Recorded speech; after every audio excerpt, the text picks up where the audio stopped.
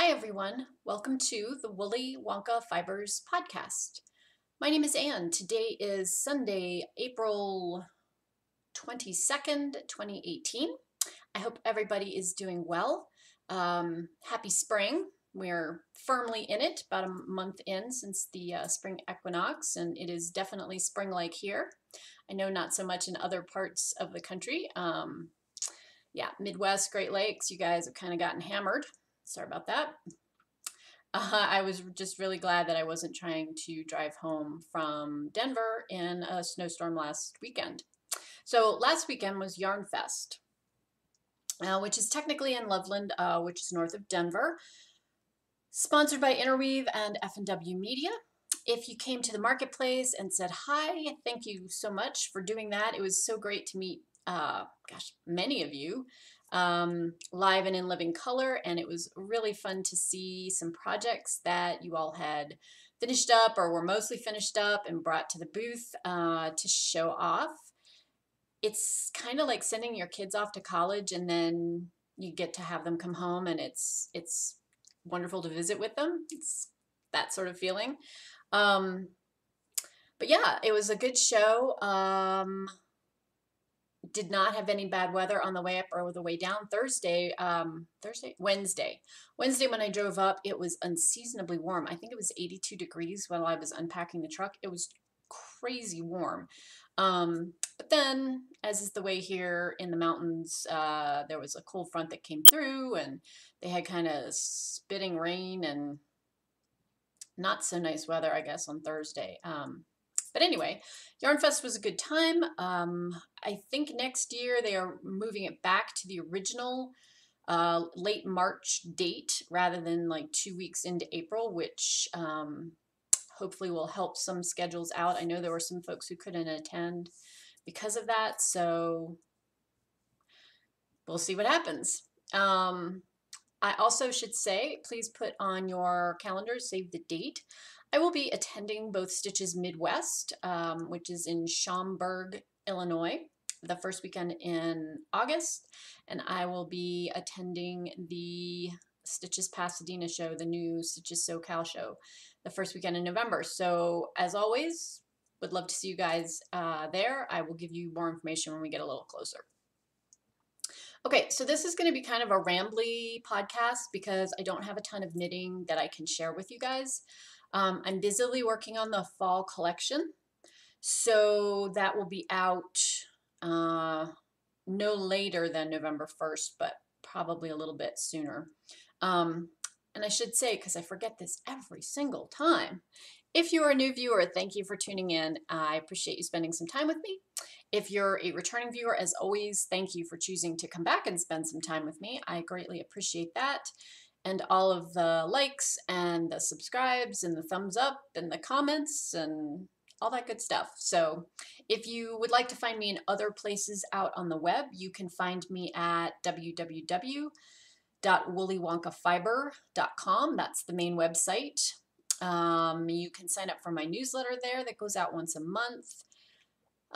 You can find me on Instagram and Facebook as Woolly Wonka Fibers. I also have a Ravelry group, and we're hosting the Woolly Wonka Palooza this whole year, which is a craft along of your choice. You can spin, you can crochet, you can felt, you can knit, anything like that. There's some sale coupons every month, so if you haven't popped over to Ravelry and signed up in that group to be a member, please come and do that. We would love to see all the fun things that y'all are working on. Okay, so back to my rambly bits.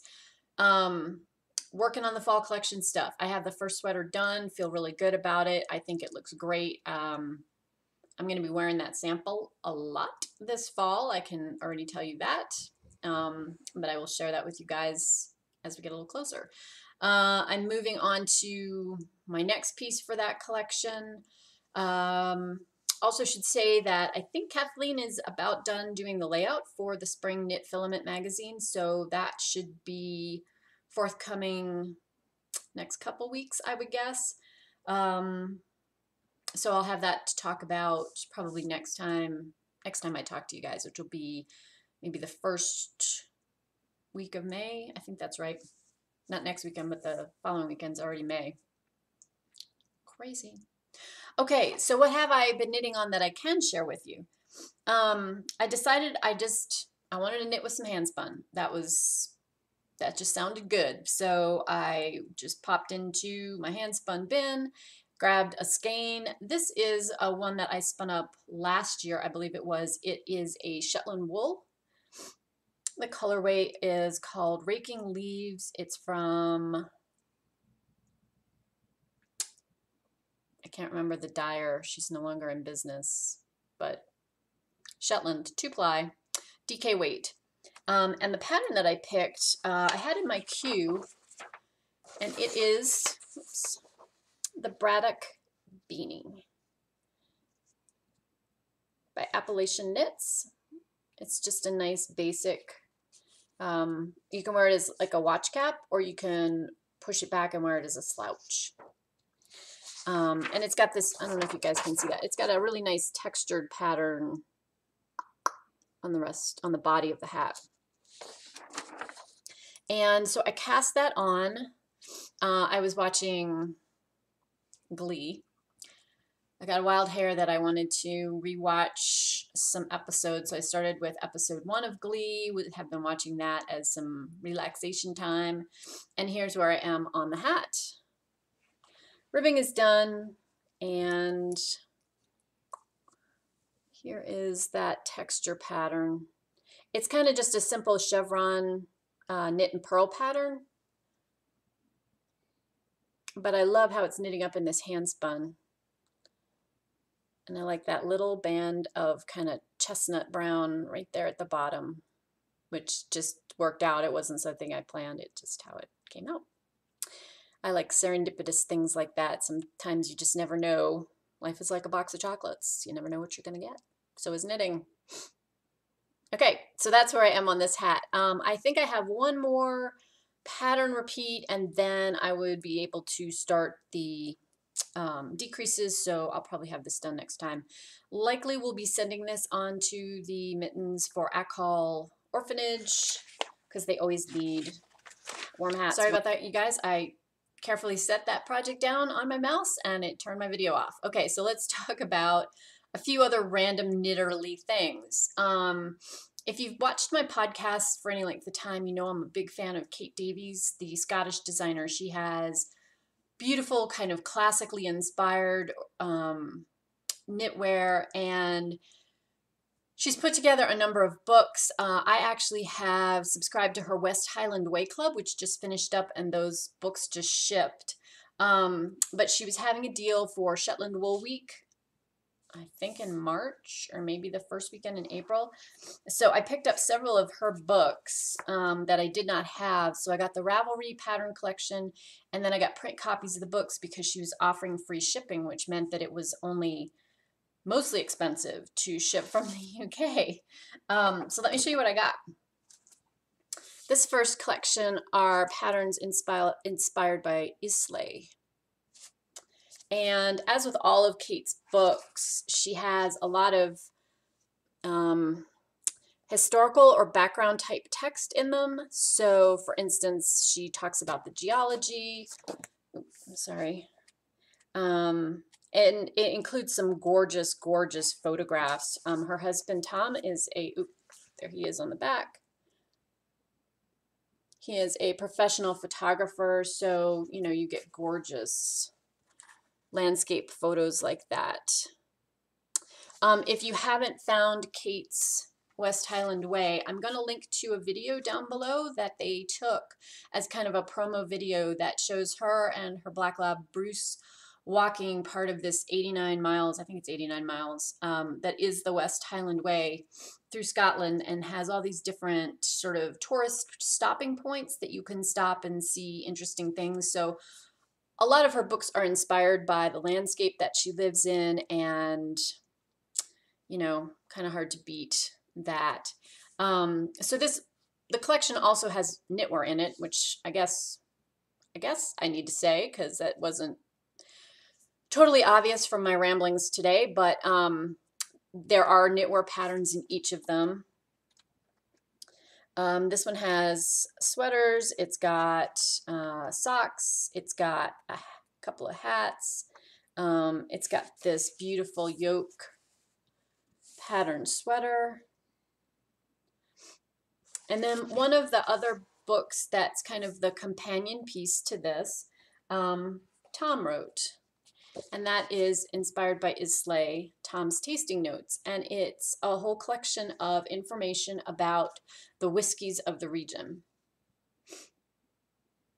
which I just loved. So there's little, it's kind of like it walks you through a bunch of the different brands, kind of on a week by week basis if you wanted to do your own little tasting.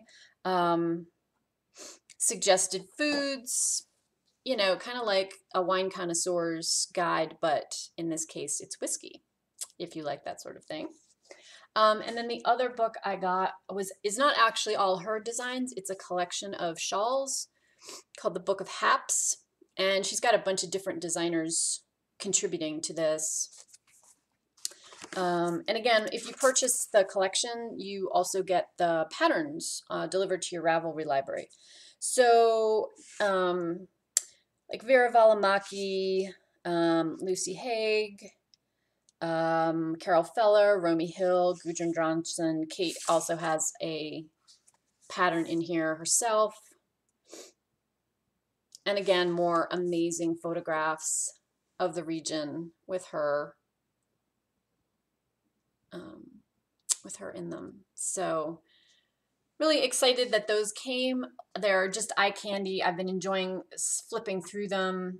Again, a lot of history of the traditional shawls with some photographs and Kate's text. She was also a historian before she moved into knitwear. If you're interested at all kind of in her background and her life, she has several blog posts kind of about how she got to where she is today. Super talented lady. I really enjoy her design aesthetic. You know, just love her stuff. So anyway, that was kind of a fun knit oriented thing.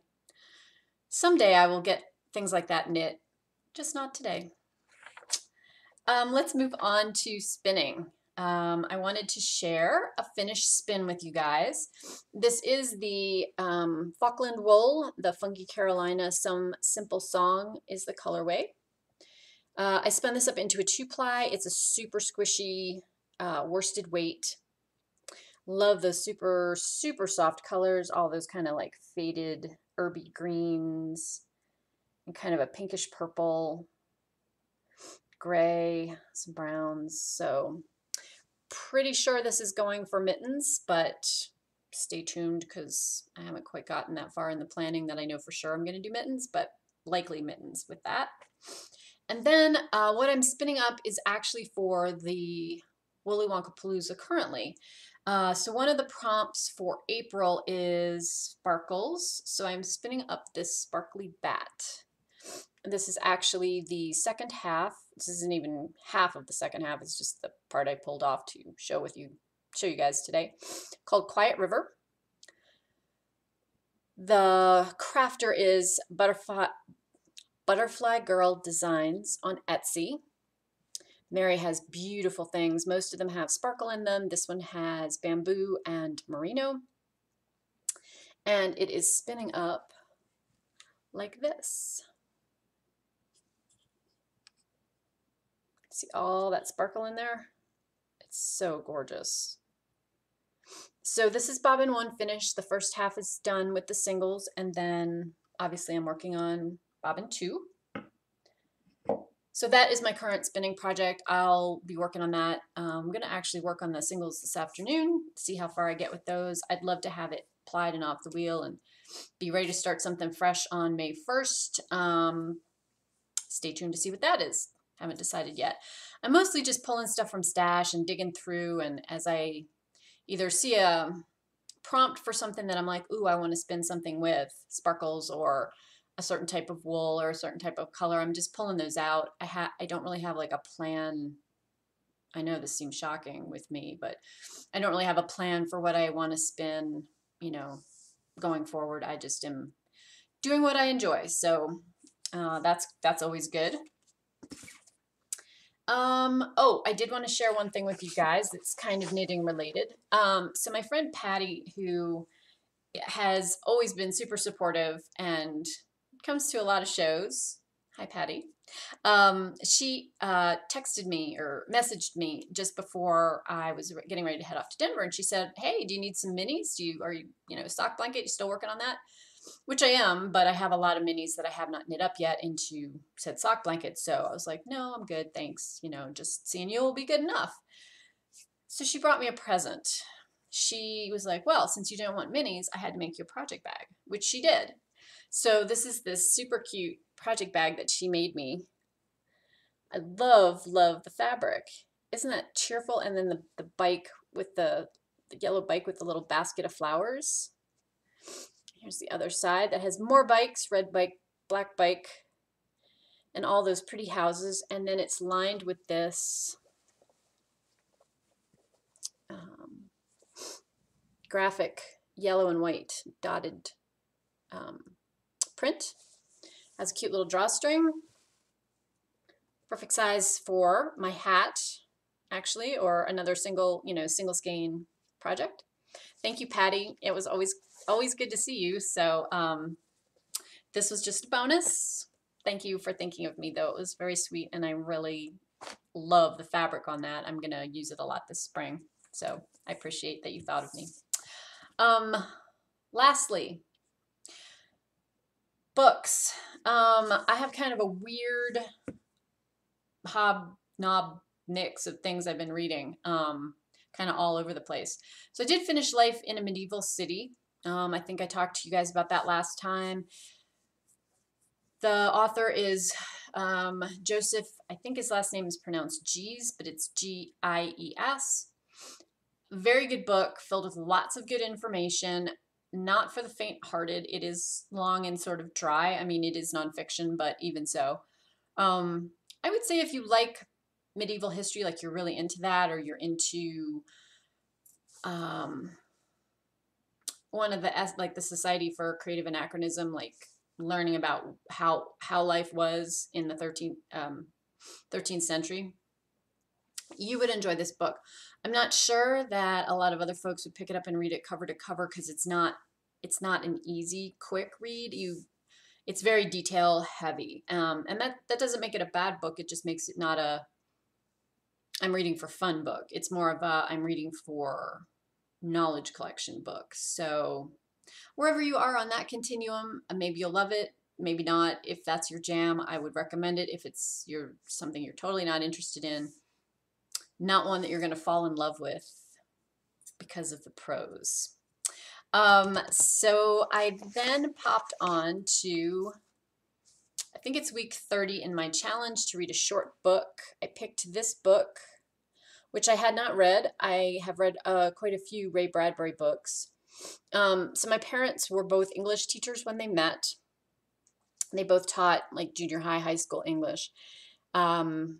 And one of the things that they did the first couple of years that they taught, my mom had a friend who was in the publishing industry in New York, and so she was able to pull some strings, and they would get well-known authors to come and talk to their students.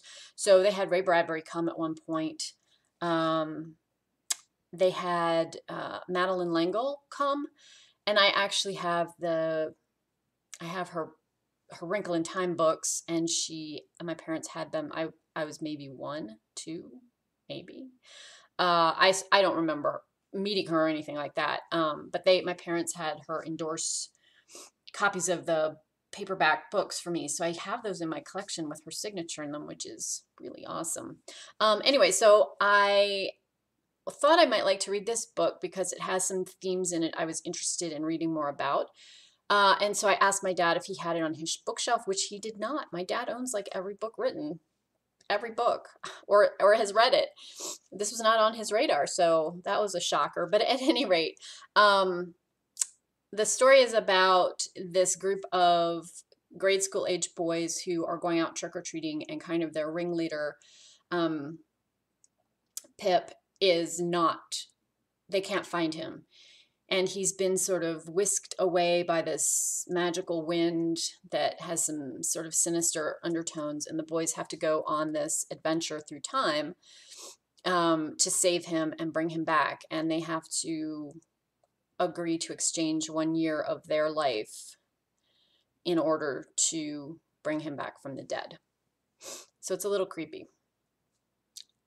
Another one of those books that's like not really a children's book, but it is kind of a children's book. I don't think I'd let little kids read it. It'd be fine for junior high kids. It's not scary, and there's nothing violent in it. It's just a lot of themes of death. So I didn't love it. It was not one of my favorite Bradbury books, but it was okay. It was entertaining. It was short. It's 145 pages. And I think one of the best parts about it are these drawings that are included in it. A whole bunch of lithograph type prints throughout. This is kind of the main evil character, I guess. Carapace Clavicle Mound Shroud. And he's the one who takes the boys on the trip through time. And he's also sort of the Grim Reaper character, which I think is alluded to by the scythe shape here. And overall general creepiness. So anyway, that I have finished up. B-. Loved it? No. But it was okay. And then I read a book that was completely not my normal. Completely not my normal. Borrowed from my brother-in-law. Rawhide Down, The Near Assassination of Ronald Reagan by Del Quinton Wilbur.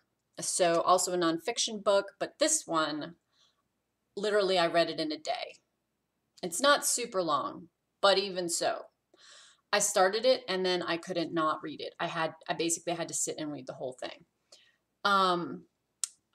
The author did, I mean, as you would for any nonfiction book, but the author did a ton of research, and, you know, the good news is that most, not all, but most of the folks who were involved in the shooting, like the Secret Service agents and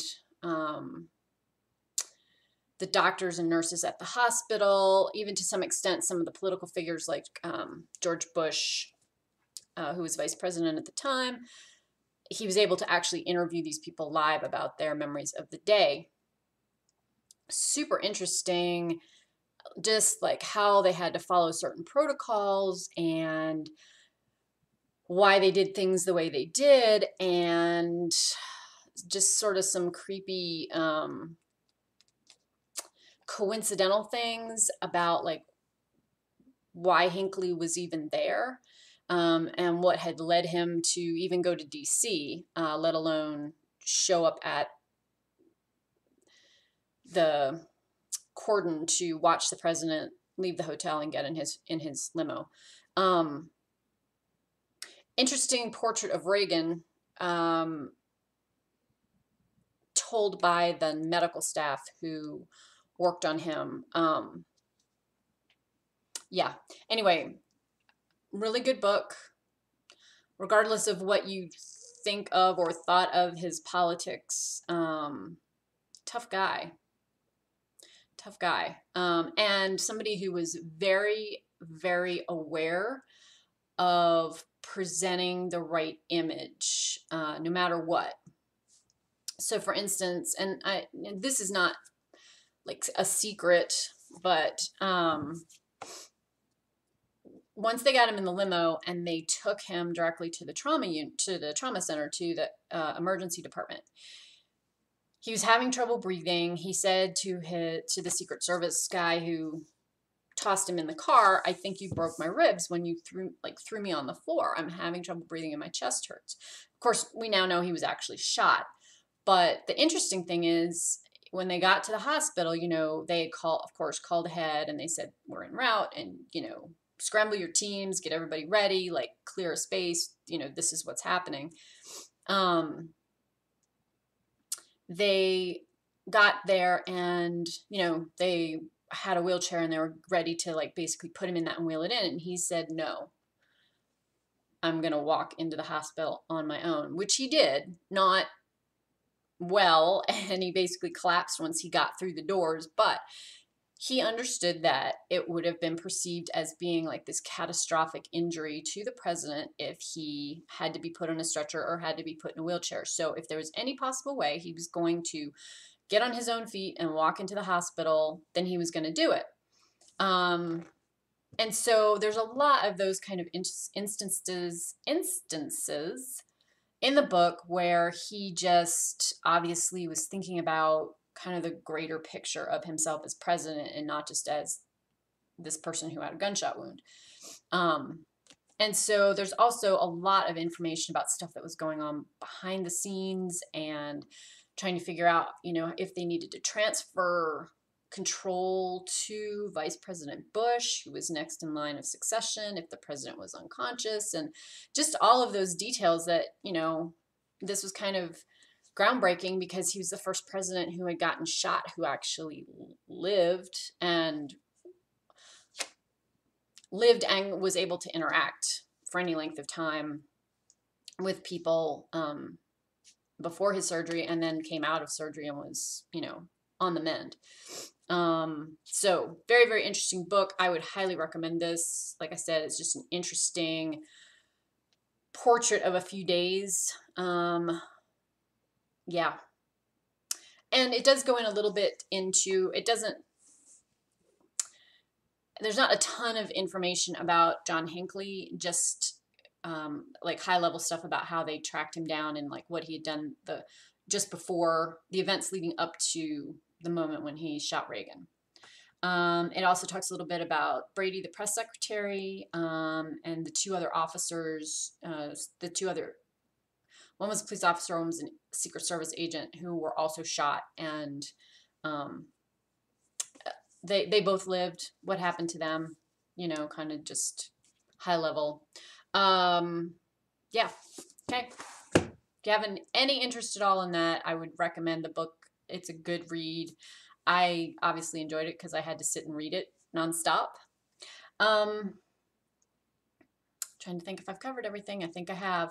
So like I said, this is kind of like a weird, disjointed sort of just getting back home podcast, but I am going to be home for the next 2 months, which I am really looking forward to. 2 thumbs up. No travel again for a little bit, which will be nice. Getting kind of back into the swing of things. So I will talk to you guys again. It'll be early May. Yikes. Can't believe I'm saying that.